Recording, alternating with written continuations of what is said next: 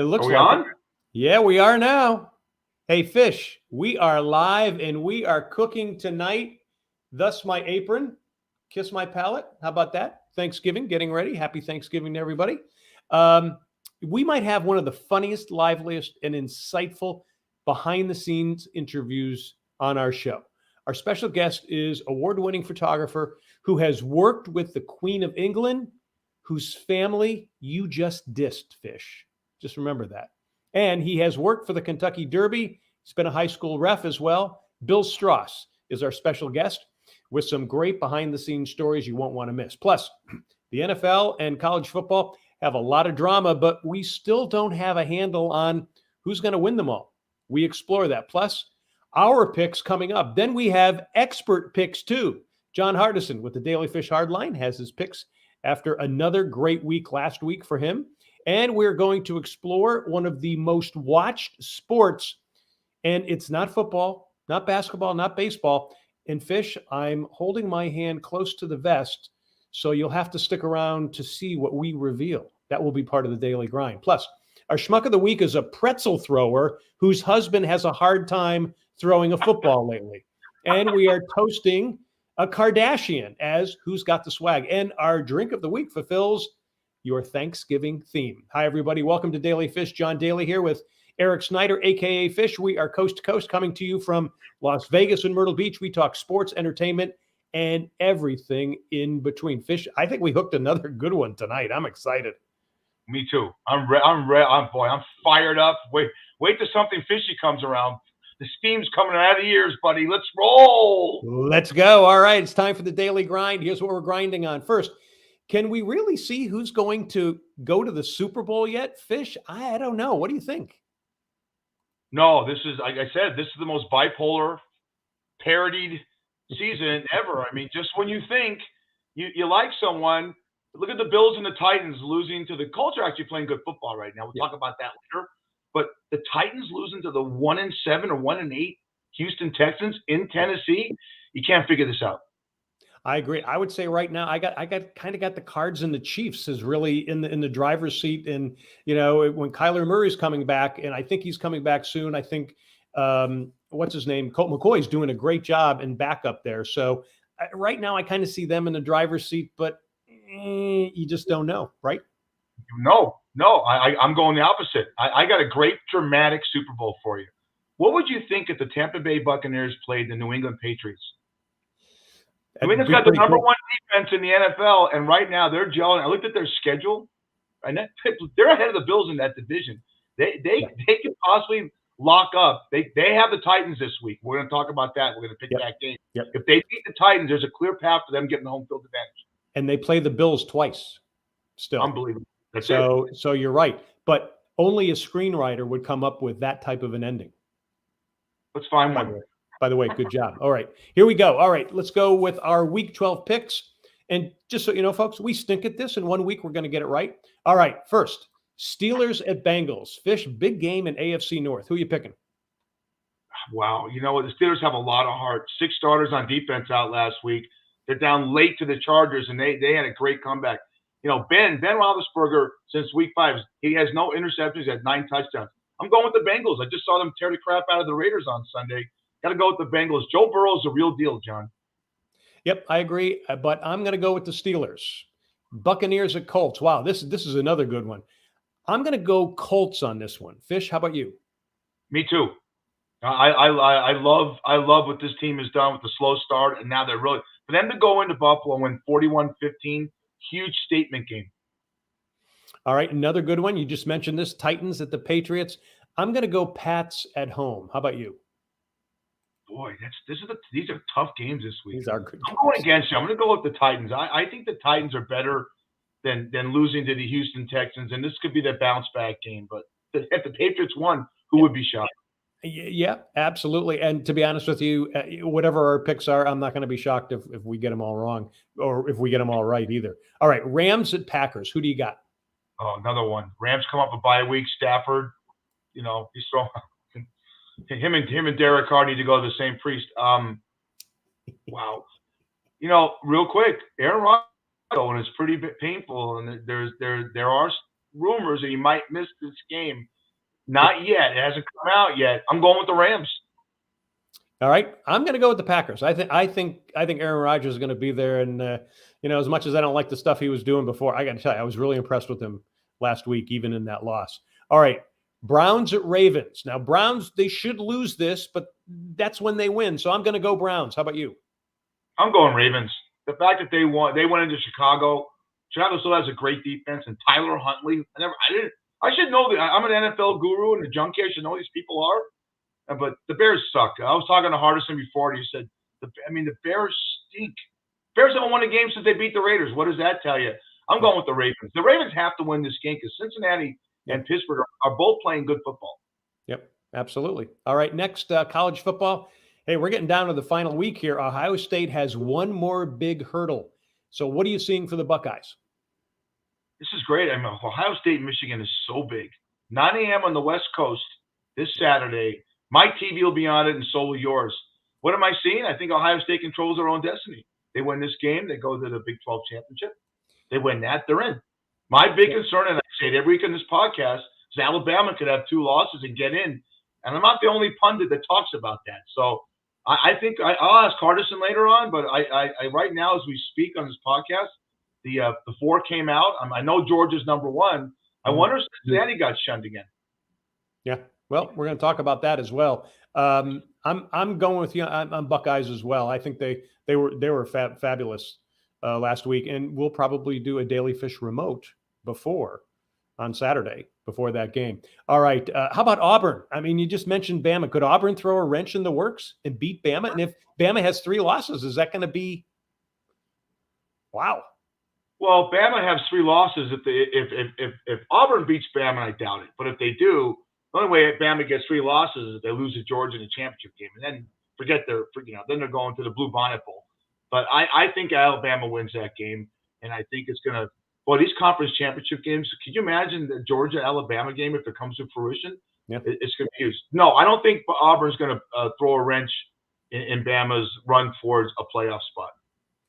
Okay, you touched on this. I'm going to make a case for Cincinnati being in the Final Four, which they are right now. Granted, they need to beat East Carolina this weekend. But I've been watching them.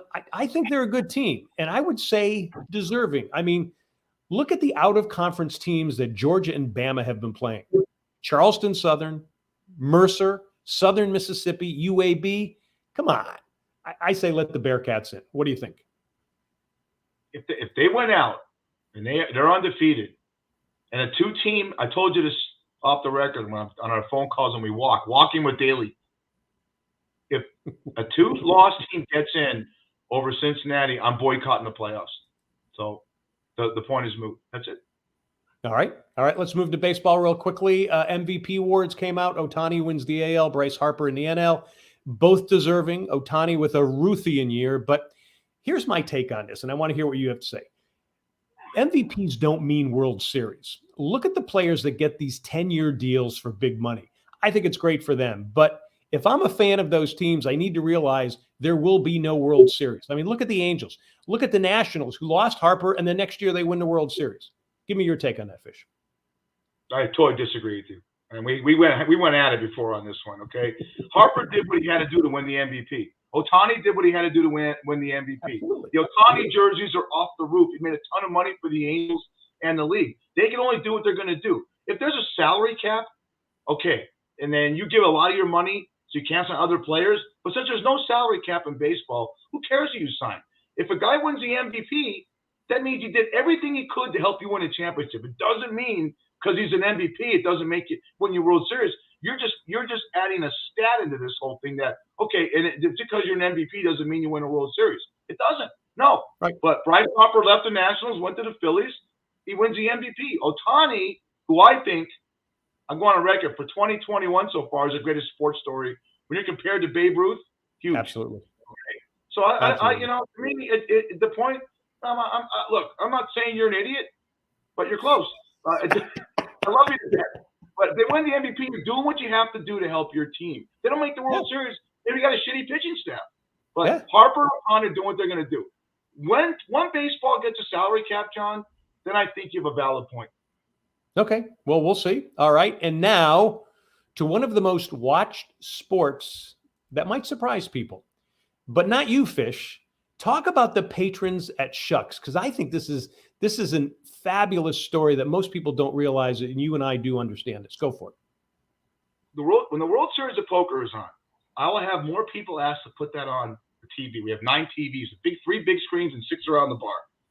And wait a minute, the Knights are playing, forget it. But anything else, could be an NBA game, could be an NFL or call. When the World Series of Poker on, it gets a certain amount of people coming in, and they're so focused on watching these guys and the gals that are in this tournament and their poker faces. It's 4 a.m, 3 a.m, because they start this thing. Sometimes it's 24 hours. It's the most electric sporting event that's not a sporting event. Remember Vincent Van Patten that was in Eight Is Enough back in the day? He's one of the announcers on this thing. He's done it for years. Yeah. I don't use this word anymore on the show. Many people watch this thing. And let me just show you a video from a great movie called Rounders. Why does this still seem like gambling to you? I mean, why do you think the same 5 guys make it to the final table at the World Series of Poker every single year? What are they, the luckiest guys in Las Vegas? It's a skill game, Joe. Absolutely. Yeah. So, I mean, it's that big. Wonderful. Great film. Him and Edward Norton about trying to get to the World Series of Poker.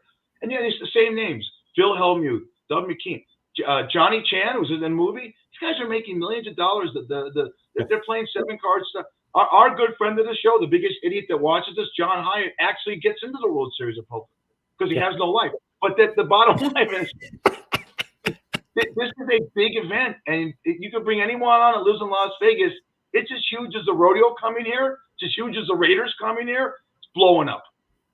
I agree. And this has been kind of happening for decades. We got a good friend, Kerry Davis, and he's going to come on Daily Fish. He's actually writing a book on the history of poker in Vegas, and he was a shift manager for the World Series of Poker while also being a player. But he talks about how Amarillo Slim, he put poker on TV. That was all the way back in the 60s. Johnny Carson put him on The Tonight Show, and that all of a sudden put it to one level. And then 40 years later, the internet allowed more players to learn the game and how to get good. Then Chris Moneymaker, he plays in a $100 qualifier, and it got him to the World Series of Poker. And that exploded. And that's why you're seeing what you're seeing now, because there's so many people out there can go, you know what? I can't kick a 60-yard field goal. I'm never going to be able to hit a home run, but I can play poker because I got the smarts. Now, Kerry Davis, he's going to fill us in on that because he's writing this book. He's going to be on the show pretty soon. So, Fish, I agree with you 100%. I mean, this is a trend that ties into what happened in Vegas, but also look at the internet and look what's happened there. And that's why you're beginning to see this. So, yeah, absolutely. You know what's interesting, cinematography. Bill Strauss can talk about taking a picture. I work in a bar that has 15 video poker machines. People are playing video poker machines, but their eyes are glued on people in a live poker game. It's crazy. Isn't that amazing? Good stuff. All right. And folks, that is the Daily Grind. Questions or comments during the live show, use the chat box here or email us at dailyfish1, the number 1, dailyfish1@gmail.com. You can post to Facebook at daily.fish.5. Better yet, record yourself, short, tight, and horizontal on your smartphone and send it to dailyfish1@gmail.com. All right, now, time for some binge watching. And Fish, you're going to talk about a new version of the NFL behind the scenes. I think this is so cool. Yeah, Hard Knocks for 20 years has been on HBO, John, and it takes you through the preseason of certain teams. Most teams in the NFL have done a Hard Knocks. For the first time, HBO has a Hard Knocks in season, and they're portraying the Indianapolis Colts. And they went through all their first games, and you go behind the scene. I didn't know Carson Wentz's wife was pregnant, Madison, and she's due to deliver during the Jacksonville game last week. So you go through all that dilemma and get that behind the scenes about Darius Leonard and his great wife and the languages. So now the fact that they went and beat the Bills and they went from a 1-4 start to being very relevant, it's going to be some great watching the rest of the year. You know what? I agree. And I think they could be a team. They could be a team that could make the playoffs very easily. I mean, they're that good. So they actually Hard Knocks actually picked the right team to go to.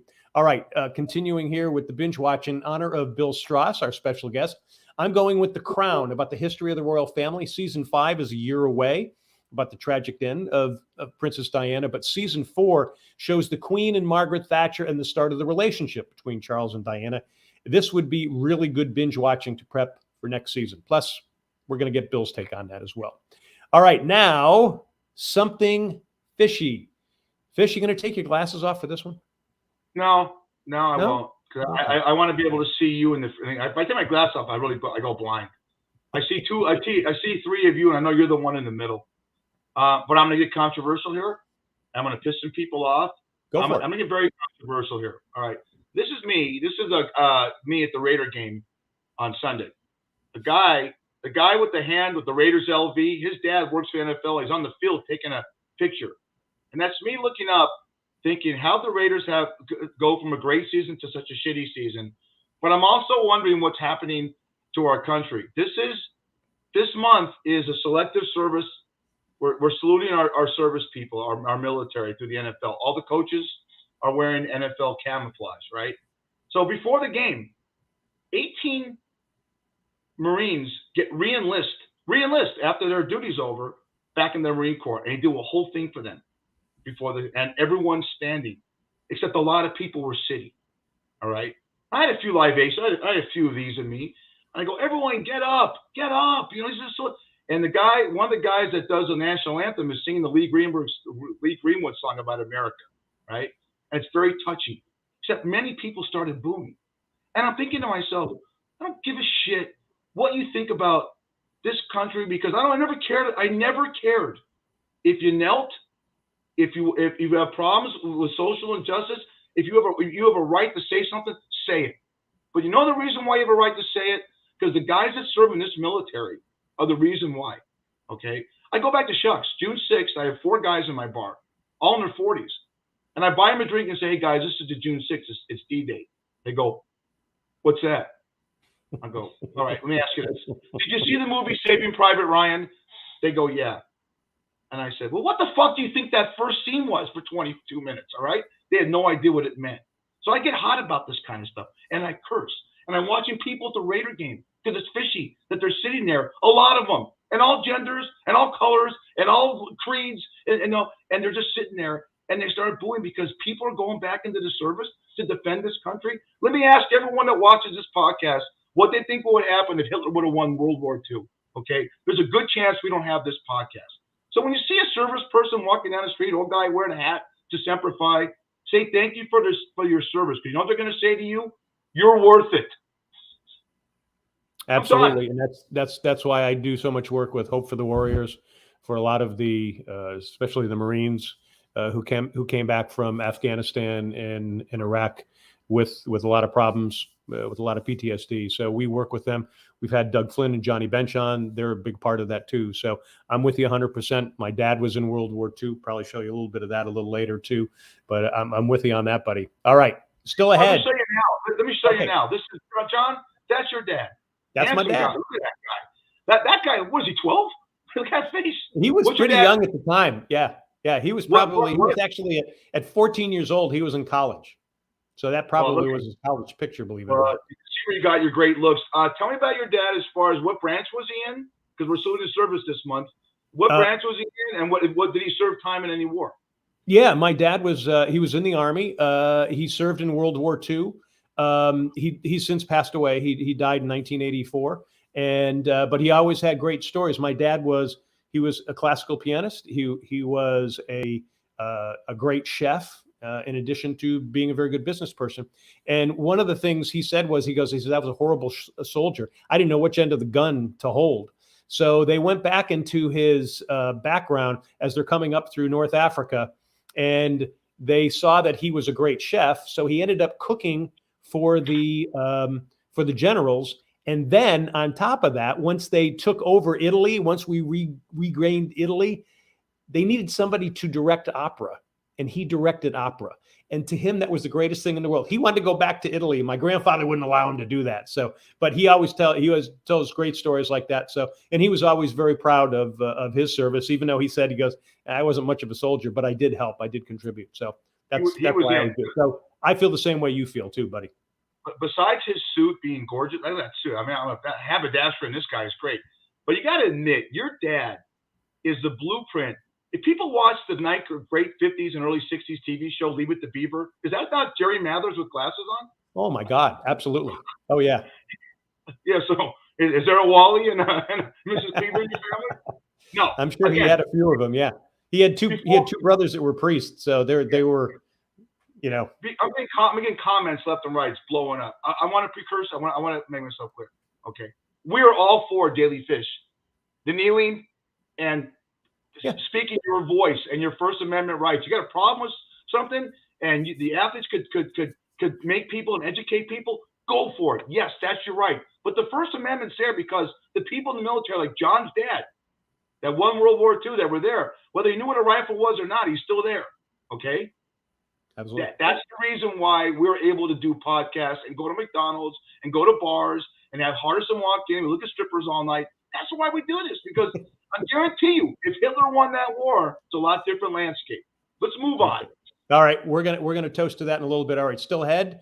We have our schmuck of the week and who's got the swag, and celebrity photographer Bill Strauss. He takes us behind the scenes with the Queen and also some thoroughbreds. All right, now it's time for the Daily Fish Hardline. Joining us is John Hardison from the podcast The Cost of Winning, focusing on fantasy sports and sports betting. Hardline, welcome back, buddy. Hey, thanks for having me. Damn, Fish, you must have just thrown me under the bus and ran it back over me, huh? I know, he slipped that in. I'm with you. Hey, you know what? There's times that Hardison's in there. His wife is lovely, lovely lady, and she sits there very quiet and listens to him and I talk sports for 30 minutes. I always say to her, "Are you pissed off from talking sports?" And no, this is the way. This is the life that I lead. But meanwhile, there's strippers in the bar doing stuff, and they're putting whipped cream on there. You know what?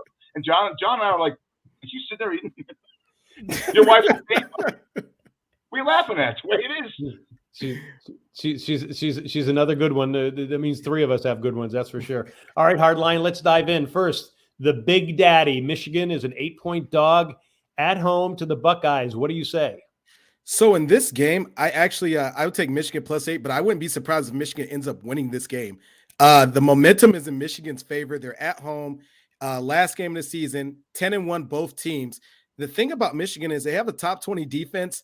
And the biggest thing is they're top 2 in scoring. Michigan and Ohio State are really close to each other in terms of scoring.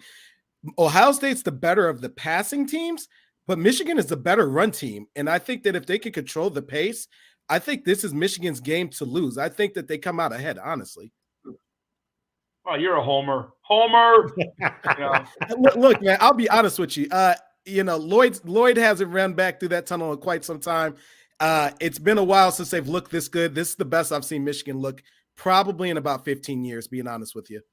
Can I ask you one quick question? Because you're so close to us. You're our Midwest correspondent. What's the big love affair with Jim Harbaugh? He's 3-9 against his rivalries. If he loses to Ohio State on Saturday, that's the most losses by any Michigan coach to Ohio State without getting fired. What's your love affair with Mr. Khaki Pants? He's a Michigan guy through and through, a guy that was born in Toledo, not far from Ann Arbor. The biggest thing is Michigan went through so many rebuilds, trying to find the right coach, trying to get top recruits to actually commit to coming to Michigan when a lot of them were either going down to play in the SEC or they were going west. And I think that he's just been able to revitalize the program. I mean, granted, he hasn't done well against Ohio State and he hasn't done well against Michigan State, but he's consistently getting to bowl games. And I think that's the biggest first step that you want as an organization, as a school, is to constantly make sure that your brand is on display at the highest possible level. All right. I think the Pac-12 stinks, and Oregon proved it. John and I previewed this game on the daily remote that Utah is going to be a tough one, and they blew it. Now they blew their chance probably at the playoffs, but they are a 7-point home favorite to Oregon State. What's your pick? I'm taking the over in this game. It's over under 61. Both teams combine for over 400 yards per game. They can light it up. You saw Oregon State, what they were able to do against Arizona State last week. Both teams are high profile. Oregon has to make a statement. I don't think that they make the college football playoffs, but I do think if they make a statement, they do push themselves into getting a better bowl game. So I think more of the pressure is on Oregon, but Oregon, I believe, is at home, and this is their time to shine. All right, one more college game. San Diego State, slight 2.5-point favorite, 2.5-point underdog, I should say, at home to Boise State. Which way are you going? You know what? I'm going San Diego State plus 2.5. I just like the way that they've been playing for a while now. They've been getting themselves together. I just think that San Diego State in this situation is the better of the two teams. No disrespect to Boise, but I think they squeak away with a win in this game. NFL, we talked about this. We forget us. You're killing it. You had a great week last week. So give it to me. So I'm going to bet the Rams visit the Packers and a slight underdog. The Rams need this game. What's the hard line picking? So I'm going with the Rams in this game. I like the money line.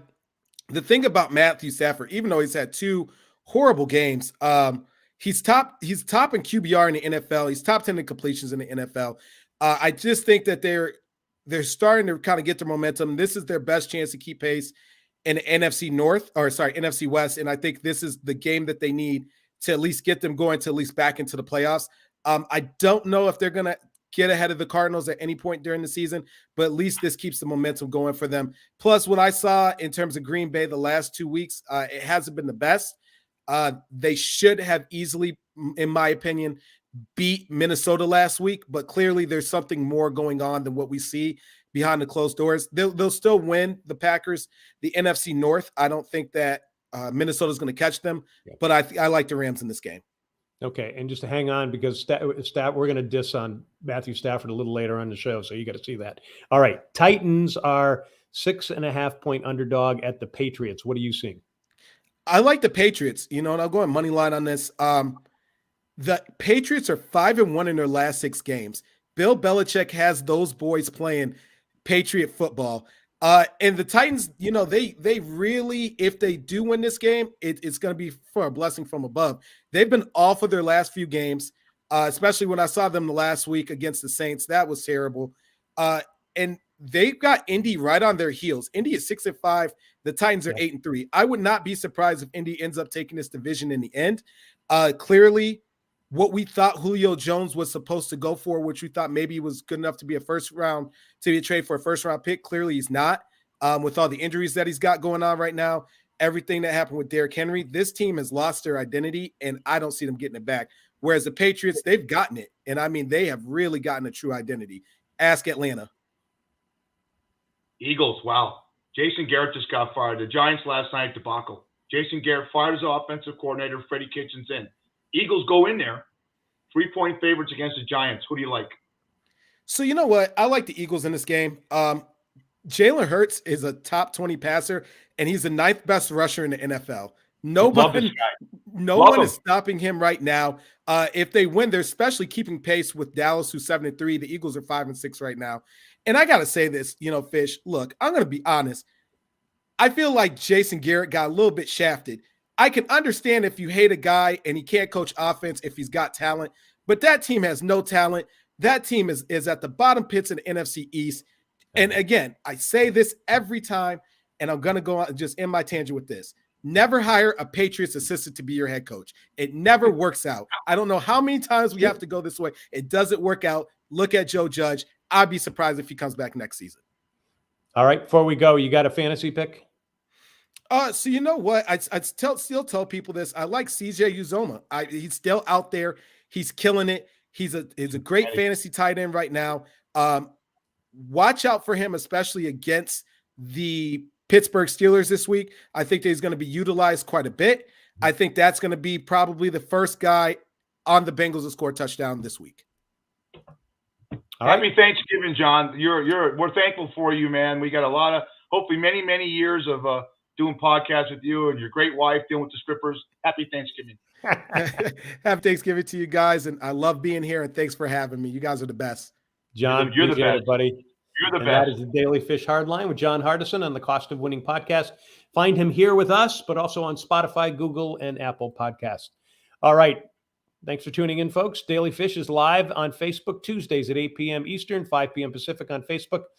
We can be seen on YouTube as well. Plus, we air on DB&A Television on Roku, Amazon Fire, also the Myrtle Beach Golf Channel. Follow us and like us on Facebook at daily.fish.5 and subscribe on YouTube. All right, now it is time for the Schmuck of the Week. Who's been schmucky this week, Fish?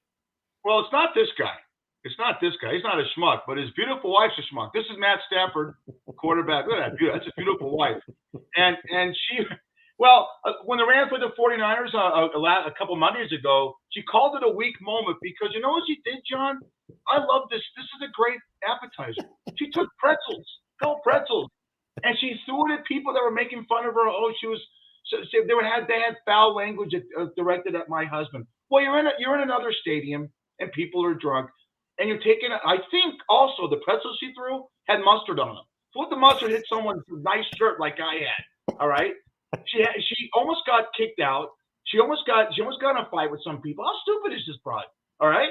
So you know what, Matt? We love you. You're a great guy. You're Clayton Kershaw of the Dodgers' best friend. Don't give your wife any food when she goes to a game, especially in an opposing stadium. Well, Fish, that's why I wear an apron, just in case someone's going to throw a pretzel with mustard on me. But hey, at the same time, too, she's the only member of the family to actually throw something and hit a target. If you think about it, I mean, Matt Stafford, devoid of criticism. QBs like Baker Mayfield from the Browns get lambasted, and he doesn't. I don't know what's up with the LA sports media. They just don't want to hurt his feelings, but he's been horrible, like Hardison said the last couple of weeks. So anyway, Hardison's dying. He's in the queue dying laughing. Stafford's still a good quarterback, you know. It is what it is. Let's move on. So, well, we'll see. All right, let's see who's got the swag, and we're toasting somebody really good this week. I can't believe this. Look, this is whether you love her and her show. Wow, look at that. She looks great right there. Too bad we can't see her butt because it's big. But that's Kim Kardashian, right? Well, we're looking behind it. We can see it. We can see it. That's Kim Kardashian, and we're going to show someone else. Her Kim Kardashian and John's real father, Rabbi Finkelstein. Okay. They you know what? They helped a group of Afghan soccer players and their families arrive in Britain safely a couple of Thursdays ago, more than 3 months after the Taliban swept the power in Afghanistan. A plane carrying 130 people, including teenage players, landed in the London airport. Due to Kim and your great, well, I didn't know your father more from Leave It to Beaver to him.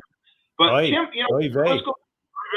no, actually, she did a great thing, and she put her money up, and along with the rabbi, they got these 130 girls safely away from the Taliban taking over, which how they feel about women in general in soccer. So kudos to you, Kim. You did a great thing. As the rabbi would say, you did a great mitzvah. Goddammit. All right. So as a result of that, we're going to do our drink of the week, and we are going to toast with our drink of the week, and we're going to toast. We're going to toast a couple of people. Tell us what the drink of the week is, because you picked a good one this week, Fish. Well, you got the apron on, buddy, and it's one of our favorite holidays. This is wild turkey and Coke. Turkey? Yeah, you get a nice little bourbon there for Bill Strauss is in Lexington, Kentucky, and every time we've had a Lexington, Kentucky person on, maybe Doug Flynn, they're drinking this during the show because give a couple of these to Doug Flynn, and we're toasting. We're thankful for him. By the end of the show. So, wild turkey. We wish everyone from Daly Fish a wonderful and happy, healthy Thanksgiving and a great holiday season. To Kim Kardashian, Rabbi Finkelstein, John's future real father, happy holidays. Yeah. Happy holidays to everybody. That's right. And Fish, this ties in perfectly because, again, I got the apron on. Why? Because I'm already cooking. And I have one of the greatest turkey recipes of all time that people don't know about. And I based it in Coca-Cola. So, and my dad, put my dad up again, because my dad, he loved wild turkey. So this was even better that this was it. And then. Toast you, Mr. Daly. Absolutely. Now, did you get the other one of my father-in-law, Dave? No, I did, because I didn't want to put any Syrians on the show that could piss off some of the people that it looks like a hippie. So, here comes the comments. So I didn't put Dave on there because you know what? My father-in-law, Dave, who has since passed away, he would not let me go with Thanksgiving unless I made that recipe. So I make that recipe with Coca-Cola. It's the best one ever. And if you get a chance to do that. So toast to them and a toast to Kim Kardashian. And thanks, buddy. Right. All right. So our Daily Fish Drink of the Week is sponsored by Shucks Tavern in Vegas. Great seafood and drinks in 2 locations. Head to Shucks Tavern on North Durango on the northwest side of town, where fish is overnight. Say Daily Fish Podcast, you get a free drink. Do it the next day, a free appetizer. That's Shucks Tavern check out Chuck's Tavern on Facebook. We're just getting started. Up next, we gab with award-winning and celebrity photographer Bill Strauss. But first, let's tell you about MedSonics. Heading to Vegas, first place to stop is MedSonics. This sound wave technology relieves pain, inflammation, and even jet lag. It is non-invasive.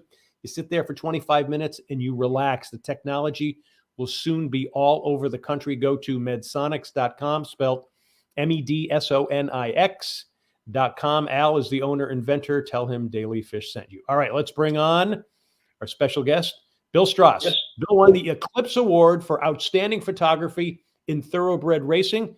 Before he went on his own, he worked in newspapers, television stations covering sports, mainly in the Lexington, Kentucky area, but all over. Bill joins us now from Lexington, Kentucky. Bill, welcome to Daily Fish. Thank you, fellas. Good to be here. I was worried for a minute there when you said you're coming up with a schmuck of the week, and I'm thinking, I've been had. And that wild turkey is made just about an hour down the road from here. Well, that's perfect. Well, we toast you, my friend. That's for sure. Well, thank you. I went to the wine instead of the bourbon tonight, but that's okay. That's all right. You can get bourbon barrel wine in Lexington, but we may talk about that a little later on. But first, hey, so last week, Fish said he thinks all the news coverage of the royal family is overdone. So what I want to know is, would you bring that to the Queen when you see her again? Well, we chatted when she was here back in the 80s. There was trouble at the time between Charles and Diana. And she asked me, what should I say? Let them get divorced. It'll be okay. And not long after she left, they got divorced. So I'd be glad to discuss that. Well, tell us about. Go ahead, John. No, go for it.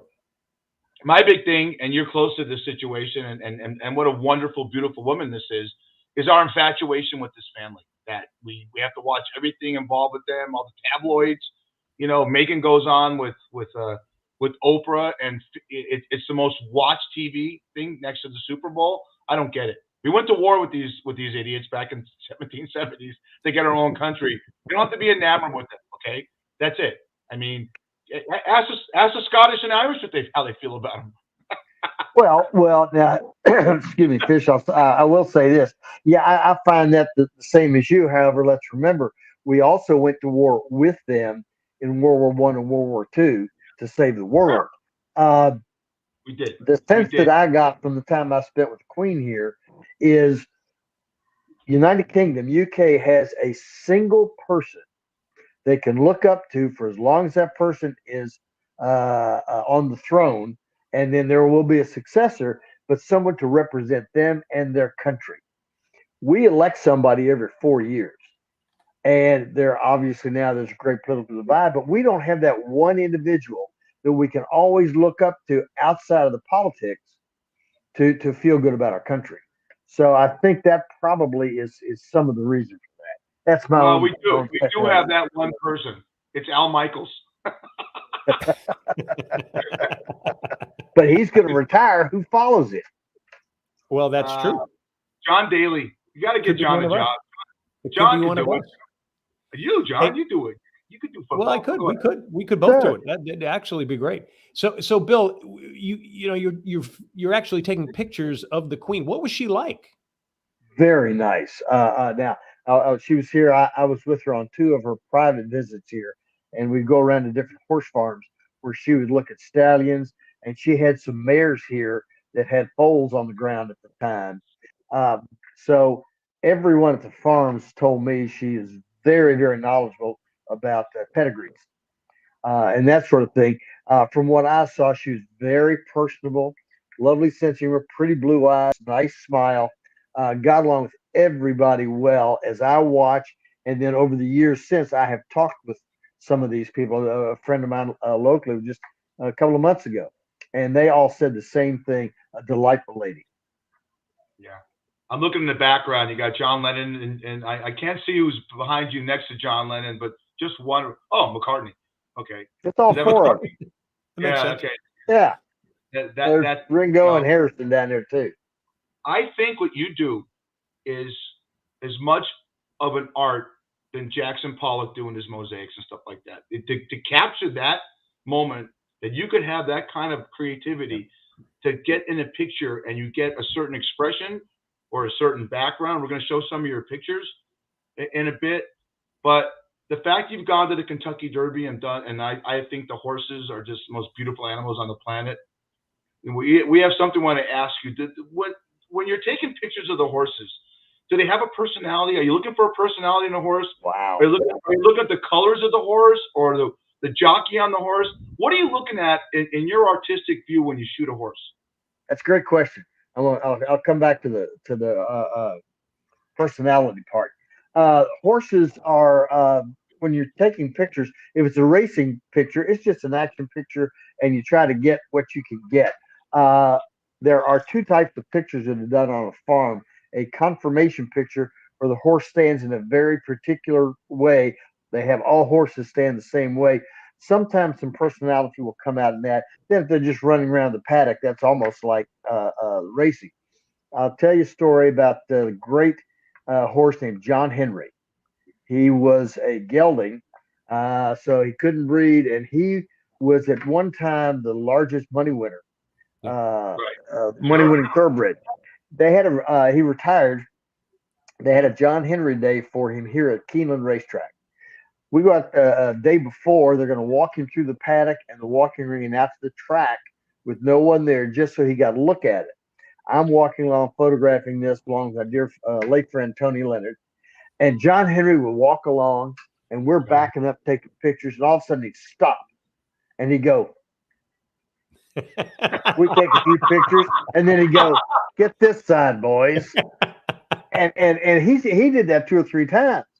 Absolutely have a personality. I was at Spendthrift Farm, and the 1977 Triple Crown winner, Seattle Slew, was there at the time. I pull into the farm. I'd been doing a lot of work for him, and I see him out in the paddock. I'm going to hop out of the car and get some paddock pictures of him. We can always use that. He's at the far end of this paddock, so I get a long lens, put it on the camera. He's down the end of the paddock, like, "Got your long lens there, do you? Watch this." And he walks right up to me. So I got to take the big lens off. I put a short lens on. He goes, "That's a short one. I think I'll go back there again." And he's gone. So yeah, they absolutely have personalities. If you have a dog or a cat, they too have personalities, just like we do. Yep. How about Secretariat? Ever got a chance to be near Secretariat? Yeah, actually, I have a picture of me with got my left hand on him. Wow. Was over saw him a couple of. I did the last confirmation picture of him before he died. You guys may know of Rick Dees. Yeah. This jock in L.A. He's got a little farm down in Danville. Yeah, about 40 minutes from here, with his own golf course, own 9-hole golf course on it.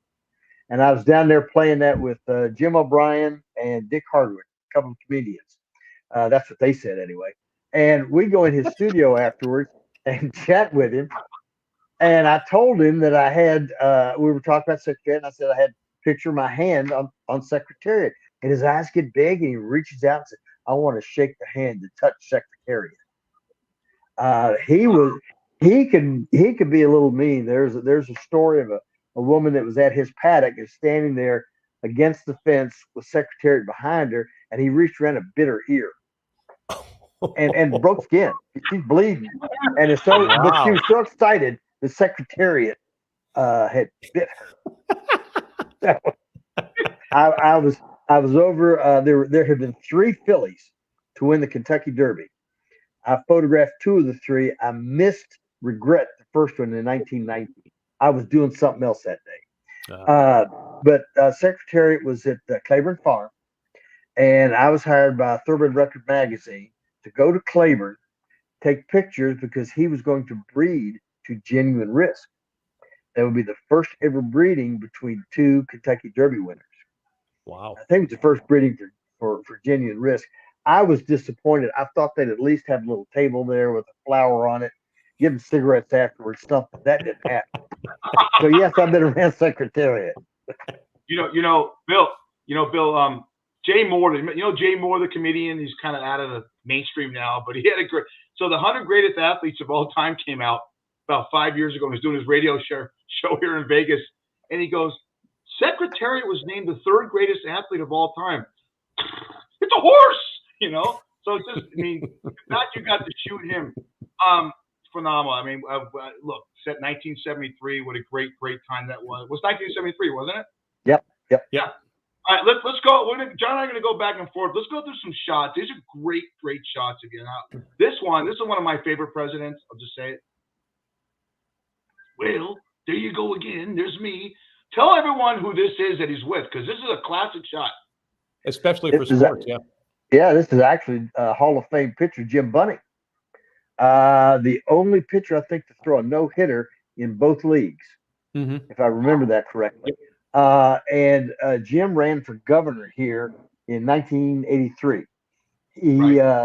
I was tagged to be his campaign photographer, and he was going to have a private meeting with Reagan in Louisville, and he was allowed to only take one person in with him to this meeting, and he chose to take me because we knew I'd be the one with the camera, could get some pictures. And we go in there. I was disappointed Bunny never introduced me to Reagan. Come on, Jim. But it was just the two of us. We go in there to take pictures of this meeting. And to Reagan's credit, our governor at the time was John Y. Brown Jr., a Democrat. Bunning was, of course, a Republican. When Reagan sat down, the first thing he asked Jim was, "How is Governor Brown?" We're sitting there. I've got behind me a couple of Secret Service agents, the guy with the football, and I think maybe, and then next to me was David Hume Kennerly, I believe it was, who was Reagan's photographer. He takes some pictures. He stands up, taps me on the shoulder, and I could tell by the tap it was like, okay, let's get out of here and leave them alone. And I kind of glanced at him like, you do this all the time. It's my one shot. Yeah. And I was a pool photographer, and that picture was sent out later that afternoon over the AP wire. And that's the only picture of that meeting. Well, you look at this picture real quick. You look at the picture again. It looks like you got the shot of Reagan when Bunning is telling him, "I'm sleeping with your wife, Nancy." Look at Reagan's face. Well, Bunning had said to me before we went in, "Now, look, you don't hear anything that's said. Like it's like, oh, okay, fine." Yeah. And usually when I've got a camera from my face, everything else goes away. I literally did hear Reagan ask about Brown, but never heard a word after that. Okay, take a look at this picture, John and Bill, and explain. This is great about the guy playing third base. Oh, yeah. Roger Clemens had an injury that took him out of baseball for a while, and he was coming back off that injury. We have a Class A team here, the Lexington Legends, who at the time were affiliated with the Astros. So Clemens decides to come here to throw a game on his, and then work up through the minors, going back to the Astros. Obviously, you knew he was going. Had a particular player here on third base with the Legends. I was aware of this, so I went to the first base side to make this picture because the player at third is Clemens' son. Wow. It's a great one. That's fabulous. Good stuff. Show some more. I am. If you're a fan of rock and roll and you got and especially this band, Fleetwood Mac, look at this close up of this beautiful woman. Yeah. Legend. Yeah. Stevie Nicks. You know, Bill, you got a class. I don't know when this was, and you'll tell us. But she's the only woman, and right now on HBO, they're showing the recent edition of the Rock and Roll Hall of Fame. She's the only one into the Rock and Roll Hall of Fame as a writer and a performer. So tell us about when you took this shot and about working. If you had a chance to talk to her. I did not. This was back, I think, in the early '80s. I photographed Fleetwood Mac 3 times, twice here and once in Cincinnati. I didn't talk to her. I was backstage at one of the shows, and Mick Fleetwood came around the corner and kind of yelled and lurched at me. He was just kind of that kind of guy. That was as close as I came. And I will say, I go to a celebrity charity golf tournament in Maui. I took a picture that I had made of Mick Fleetwood and made a print. And in Maui, he has a restaurant. Mick Fleetwood's on Front Street. John, I'm sure you know it. I took the picture in there because Mick was in town. I left it with them, went back the next day and picked it up, and he had signed it. So it's nice to have his autograph, but to have it on the picture that I made was certainly more fun. I shot several concerts here in the 80s. Look at this one. This is my favorite picture. Look at this. Wow. As we spoke earlier, that's just pure luck and reaction. That's a lunar eclipse and an aircraft flew by while I was setting the camera up, and I just reacted and got that picture. I'm sure the plane that was coming in to land at Bluegrass Airport here, but it really, really worked out nicely. No, So a lot of I've ways. seen you. I've seen you in action, Bill, and you know when to hit it, and sometimes you'll hold that thing down as you're getting something, and you'll get a lot of good shots there. So that's right, actually that's pretty good. Fish, we got any others? That's all I got. Well, That's yeah, all you I got one more. Hang on, let me grab it for you. When did you take this shot? That was about a year and a half ago. I was in Manhattan. I'm in Manhattan. I run into the rabbi. Rabbi, you got a minute? So Yeah. There you go.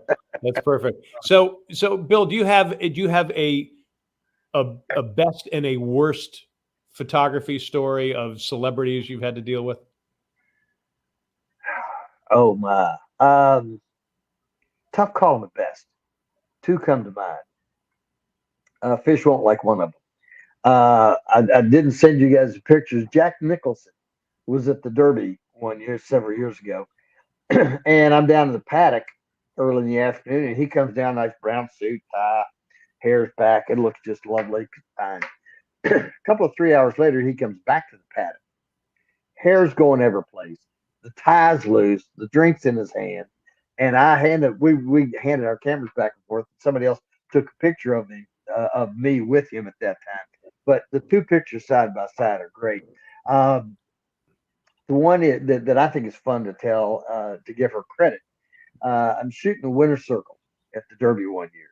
And the winner is standing up on the pagoda holding up the trophy, and that's lovely. But I notice the cameras around me are all pointing to the left.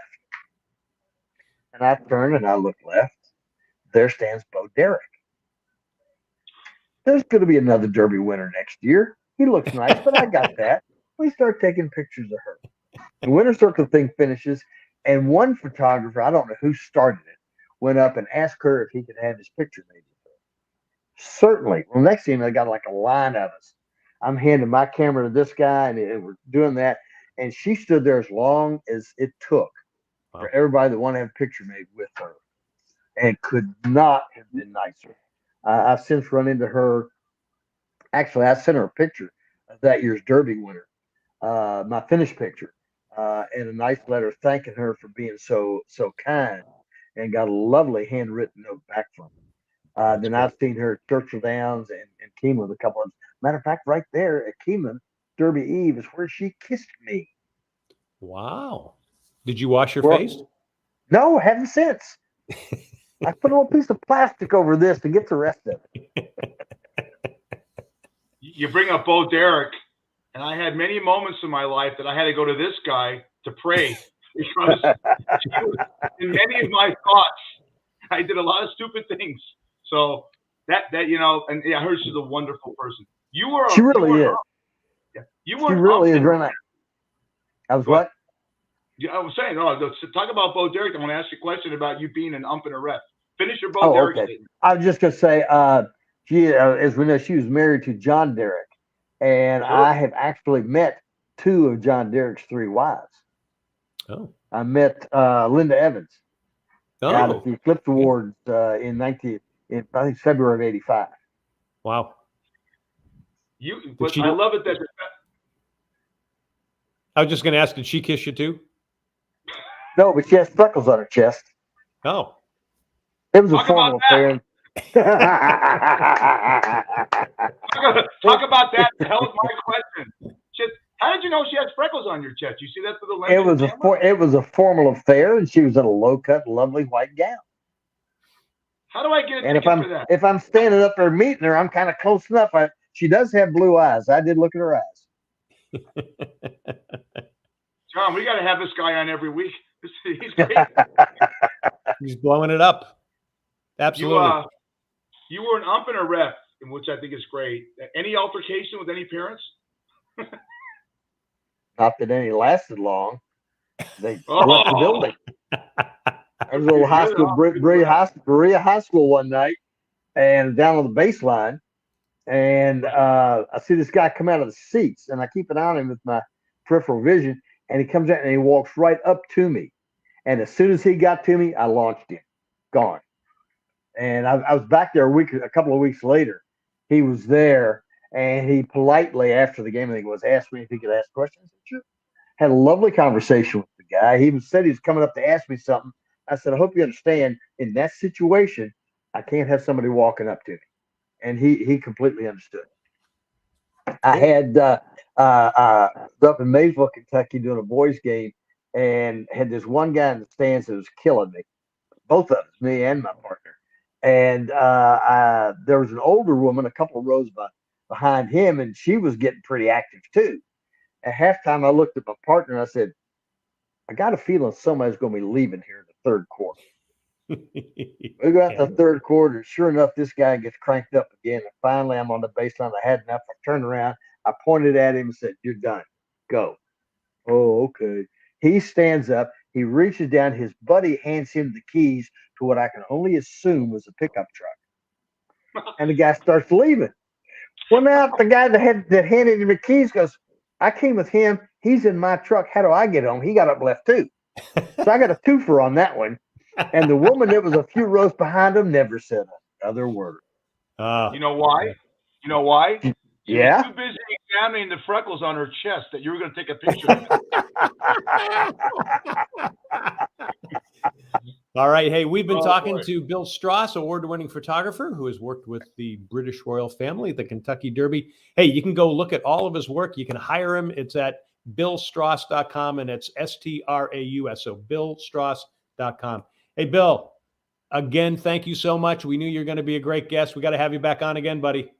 Thanks. I'd be glad to. Appreciate it, John. It's great seeing you. Fish, terrific to meet you too. And I know, John, we'll be getting together soon. We'll be getting together on the golf course and other places as well. Thanks, Bill. Appreciate it, buddy. Come to Vegas. Come look me up. Thanks. Absolutely. Hey, John, before we get out of here, I'm bringing Hardison back in the queue. I want to do a little tribute to you guys that I didn't, because okay. No, John, you're back in, and we got a few minutes here, and I want to say that we started this podcast on April 7th, and bringing you in, John, has elevated us to another level, and I'm thankful for you, and I'm also thankful for these are the people behind the Daily Fish podcast. Hardison, Daly. This guy is my son, brother? Max. Is that your brother? Well, thank you. That's my son, Max Hardline. You'll meet him. We'll go to a game together. He's behind all the graphics and dropping the shows, the DBNA network, and a big part of the technical part of this. And so to you, to Hardison, to my son, to you, Daly, I'm thankful, and I really hope that this thing moves forward and we do great things in the future. We definitely will. And John, we appreciate you being on here with us and making it good. 50,000. They tell us 50,000 a month. So wow. Thank you guys. You guys are the best. And thank you. You know, I couldn't have asked for a better team to work with. Thank you so much. Good. Right. Well, you're stuck with us. Stuck with us. Help us get paid, man. Everyone loves you. I get comments. Put the other guy on. Put the bald guy on. The bald guy on. What? Tell John take his hairpiece off and put the bald guy on. So we got 2 minutes here, guys. I want to talk about what we got. John, talk about what's going on next week, Daily Remote, and then we'll get out of here. So hopefully we're going to do a Daily Remote. We're looking for a place somewhere around the area here in the Carolinas so I can then go watch the Michigan-Ohio State game. So we're looking at that. And then I'm trying to figure out here. I lost my notes. Oh, we got comedian Scott Henry coming up next week. Not only is he funny, but he's also a big Wisconsin fan. He can talk Packers and Brewers. So he's going to be on next week. And I think that's it. I think we got other guests coming up. We're almost all the way booked to the end of the year. So we got so many people that want to come on and we get some great guests. So, I mean, Bill Strauss, wasn't he great? Oh my God. The stories, what a great personality. Wow. What a great man. I hope he comes to Vegas, looks me up. I'll take him out and get some seafood in the restaurant. He's got some great stories. Freckles on the tits. That got me. I almost lost it. I almost had to go back. I almost had to bring this guy back on. You know, I'm talking about this. Hey, Rabbi, I got a confession to make. Hey, Hardline, real quick, just for my own peace of mind. Do the Raiders have a punching chance on Thursday? They got a punching chance. I actually think they got a pretty decent chance on Sunday or Thursday. Yeah, Thursday against Dallas. I mean, they're indoors. Dallas is missing Amari Cooper. they're missing a couple other pieces just right there. I think that's the biggest one for the Raiders. I think that they can let it fly. And I mean, look, the Raiders got nothing to lose at this point. So if you're going to go down swinging like old Raiders, just start a fight. All right. There you go. Daly, That works. you, That's right. Hardison, you and your wife, great Thanksgiving. You too, Daly. Myself, my family, love all of you guys. John, take us out, Daly. Back at you to all of us here. Remember, if you need to write us, dailyfish1@gmail.com. We're on Facebook and YouTube. Hey, guys, happy Thanksgiving. Thanks. See you next week. Happy Thanksgiving. Right. See you guys next week. See you at the bar, Hardison. I'll be there.